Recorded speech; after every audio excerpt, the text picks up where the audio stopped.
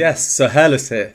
Today we are back with a Patreon request. Thank you to Christopher for this one. This is Postmodern Jukebox's cover of the very, very classic and iconic song Dream On by Aerosmith. We've seen Postmodern Jukebox before, once. That was their cover of Radiohead's Creep, and their singer was Haley Reinhart. I thought that was so good. They changed the song so much, intrinsically via the meter, the time signature, so many other stylistic changes. Yeah, I really, really loved that one. Please do check it out if you haven't already. Card will be up here. This cover of Dream On, the singer is Morgan James. I don't know her. I gave her a quick Google. She's a singer, a songwriter, an actress. She's performed in Broadway. As for the song itself, I have done another video that was a cover of this song, and that was Voice Play's cover. Another great cover, probably very different to what this will be if Creep is anything to go by. So without further ado, let's get straight into it.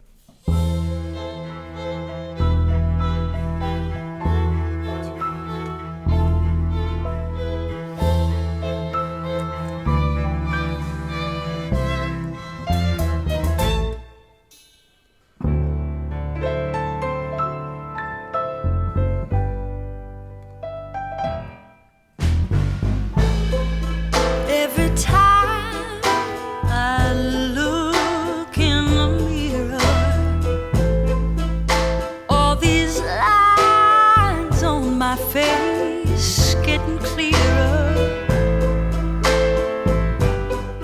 The past is gone. It went by like dusk to dawn. Isn't that the way?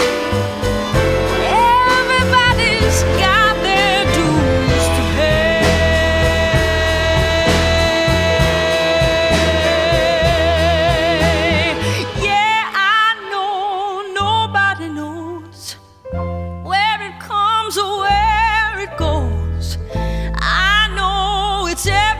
Sin, you got to lose to know how to win.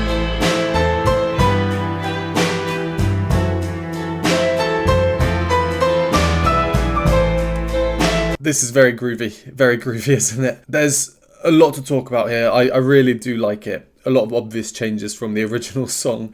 I will do my best to be concise, but they just changed things so much to make it their own. We'll do our first pause. We're a minute and a half in. If you don't want to hear my analysis, go to the timestamp. So I'm seeing a trend, a 100% track record with them from the 2 performances I've seen, or 1.5 even. They changed the original songs from common time to triple time. So what that means, let's take the opening of the original. You get each chord twice. 1, 2, 1, 2. Here, 3 times of each.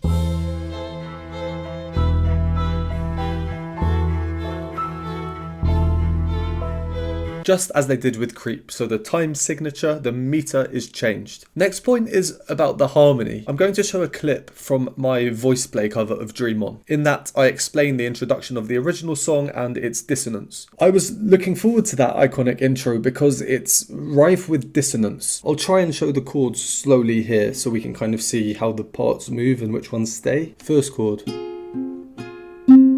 Second chord. Third chord, final chord. You know what, it's probably easier to show you on the piano, so let's hop over there. So the F and the C don't move. And we hear this chromatic line in the middle.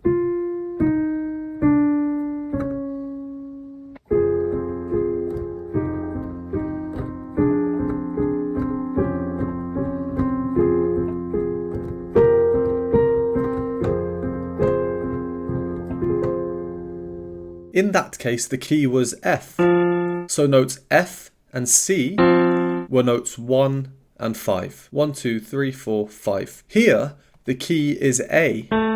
So notes 1 and 5 would be A and E.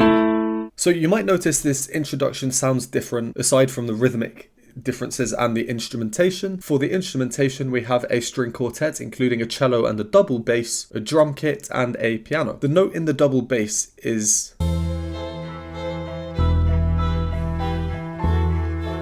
that it's repeating is this E, note number 5. This is called a second inversion chord. Here's the chord of A. our home key. So root position is with the A at the bottom, first inversion is with the C on the bottom, and second inversion is with the E, note number 5 on the bottom. So it is the same chord, it's still an A chord, but it sounds different because of having this E in the double bass. That E is not the root note, it doesn't possess the same harmonic strength as the root note. As per the original song I showed in the piano clip, note number 5 does not change, just like here, the E is repeated. But then it's moving down, so it does change. And that leads into this very harmonically obvious cadential progression.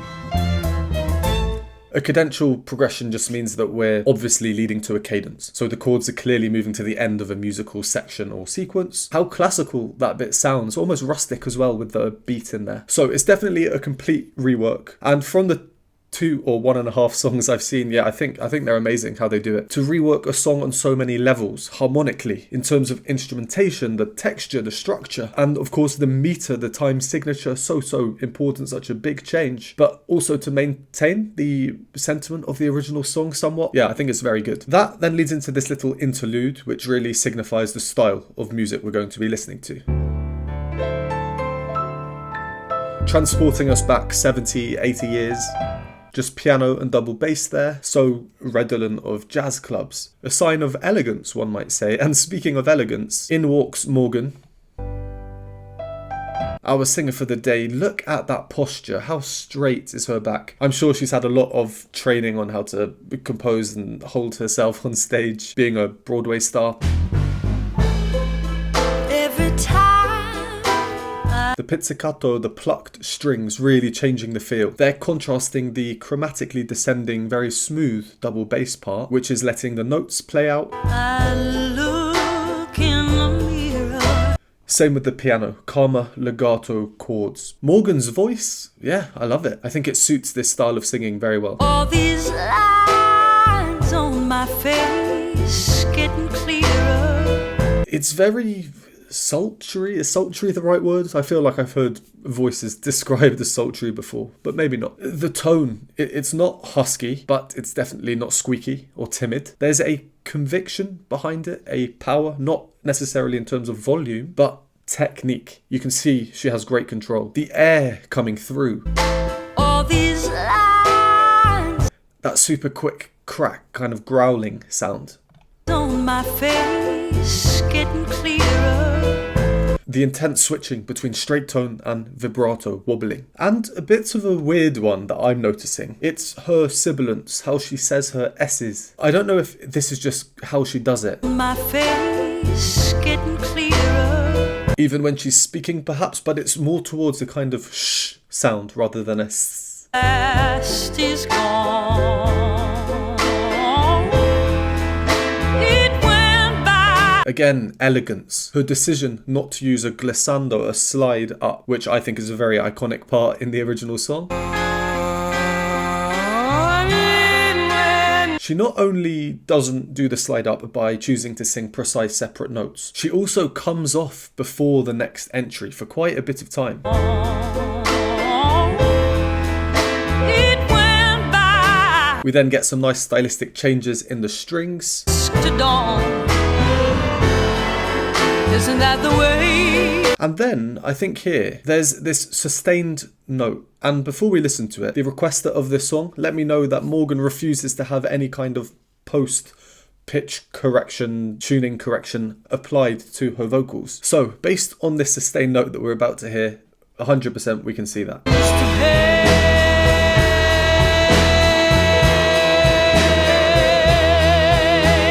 We can see how she's wavering between being in tune and being slightly flat, moving between them a couple of times before then growing into the vibrato towards the end of the note. And the vibrato helps to bring the pitch up, and that's why a lot of singers use it. And then we get this lovely textural reduction. So back to just the piano and the double bass accompanying Morgan. Where it comes or where it goes, I know. That bass part is really nice. F, B, E, A. It really stands out. It's an example of how much harmonic power the bass part usually has. Let's bring up our circle of fifths. The last three notes there, B, E, A, is going around the circle of fifths. If it was strictly following it, it would be F sharp, B, E, A.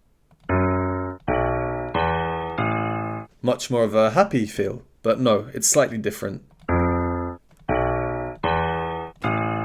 Alright, let's carry on from where we left off.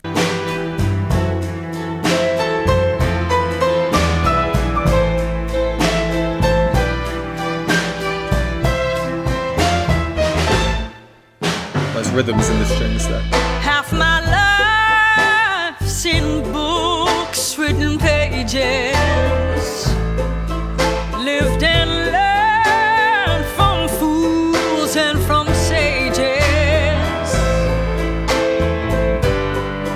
You know it's true.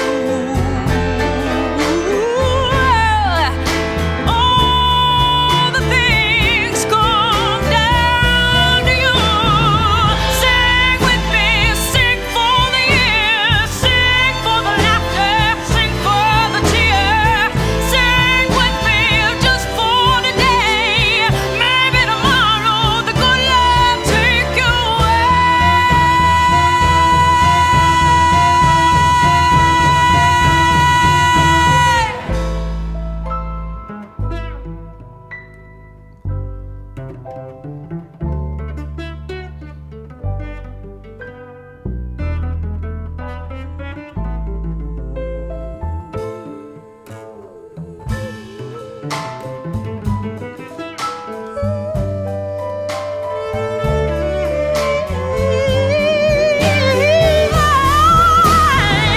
Sing with me, sing.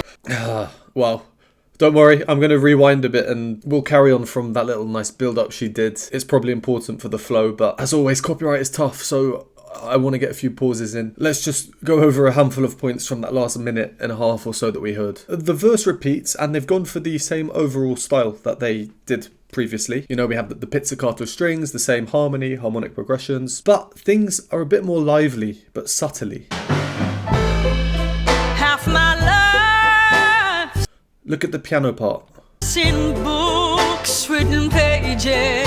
Sort of replicating the strings there. If we compare it to the previous verse, These lines on my face getting clear. far fewer notes, playing notes less frequently than we're getting now. So this iteration, if we'll call it that, is slightly building upon the previous one. It's the same with her glissando replacement, the slide up. This time round,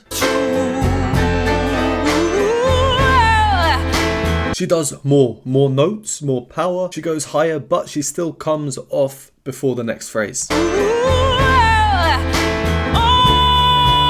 There was one bit earlier, Pages lived and that top C up there, in the strings. lived and That really sounds like an added piano part, like a different type of sound. But maybe I'm just going mad. lived and Yeah, I think I'm just going mad. I'm going slightly mad. all the things come down. Power in the voice, especially in that straight tone. Speaking of a straight tone, she had that extended note. This time, it's purely straight tone. There's no shift to the vibrato towards the end to kind of bring things up that we often see.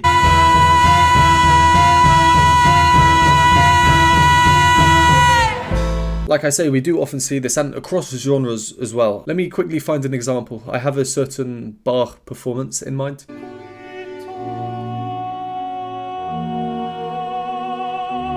You can really see start straight tone and then towards the end the vibrato comes in. Yeah, to go back a bit again, the strings when they change to bowing.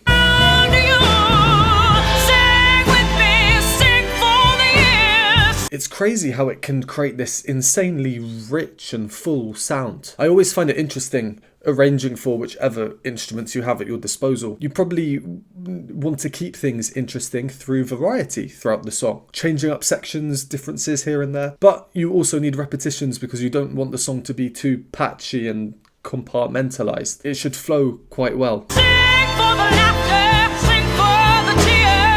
So on the instrumental side of things, pizzicato versus bowed strings, kind of repeating one after each other in sections. And speaking of contrasting sections, if we move forward a bit. Very cool and interesting to see a jazz cello here. So we've gone from extreme power just before that to this now very, very exposed, calmer, quieter section. Just before that, this is what we're hearing. Alright, as promised, we'll go from just before where we paused. Hopefully get a bit of that build up.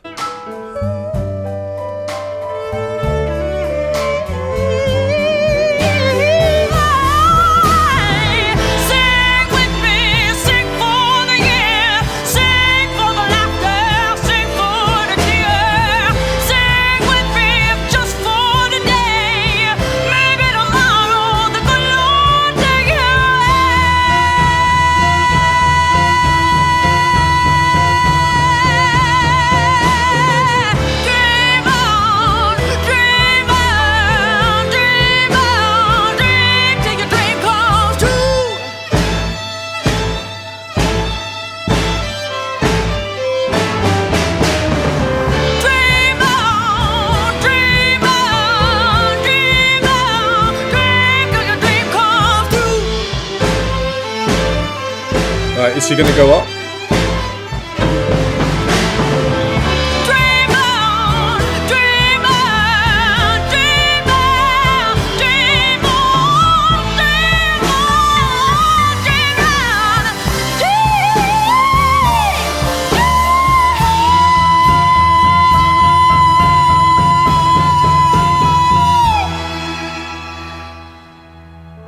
Sing with me, sing for the years, sing for the laughter, sing for the tears. Sing with me, if just for today. Maybe tomorrow the good Lord will take you away.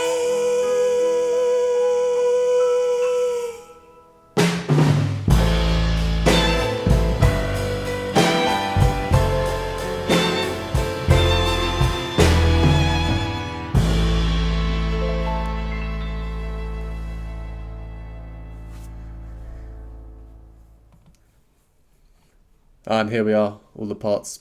Nice ending. The strings especially, they've combined the two ideas, the disjointed pizzicato, the bowed, and now we have the disjointed bowing at the end. Very nice. Yeah, great performance, really. 2 times I've heard Postmodern Jukebox. I'm liking them a lot. Let's go over some final points from that last section. So yeah, the strings, again, we have this bowed, full sound, rich sound. It really enhances her voice, I think. Just for today, maybe tomorrow the good Nice little growl there on mate.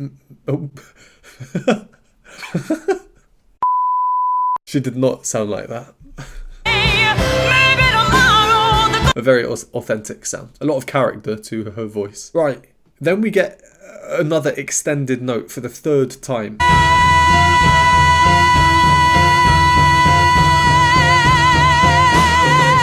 We've had it 3 times. The first time was the vast majority of straight tone with a tiny bit of vibrato coming in at the end. The second time, only straight tone. This time, kind of 50-50 straight tone to vibrato. So even with repetitions of the most basic thing, one held belted note, we can see how subtle the changes are that she's choosing to make here. Subtle they may be, but the point is she is making changes for variety. I did find myself listening out to the piano part because it is sort of drowned out in terms of volume, but the piano part, it does hold a lot of rhythmic significance. dream on, dream on, dream till your dream comes true. Cha, cha, cha, cha, cha, cha. The piano is thought of as a percussion instrument as well as a stringed instrument. Piano part is very nice. I'm going to listen to this a number more times, and I'll definitely do one listen through just fully focusing on the piano. Right, so here she's turned away. She's grabbed her hair. I'm anticipating this octave jump up that we all know from the original song. Dream on, dream on, dream on. We're building up to it. Let's just listen to her take on it. I don't really need to talk about it. Dream on, dream on, dream on, dream on, dream on, dream on,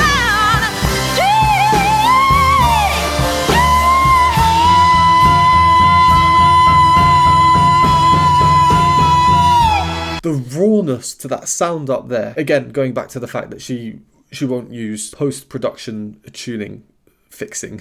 I really like her take on it, how it's the same but different. She does go to the same high note, but she goes progressively instead of just one straight jump. Ultimately, it's the same outcome, ending on that same note, but she's taken a different approach, gradually instead of instant. Less time spent at the final destination. And I know it sounds quite different to the original, but in case anyone is wondering, it is the same. Let's hop over to the keyboard. So in the original, the key is F, and the high bit is. So it's basically this note, which is note number 2, the super tonic. Here, our key is A, and her high note is this B. Note number 2, the super tonic. That B, that's at the very, very top of a chorister's expected range, a tiny bit higher, in fact. And the penultimate section I thought was very, very nice. Piano and vocals to really leave us with her voice, for us to focus on her voice. Sing with me, sing for the years. Before finally ending instrumentally in the style.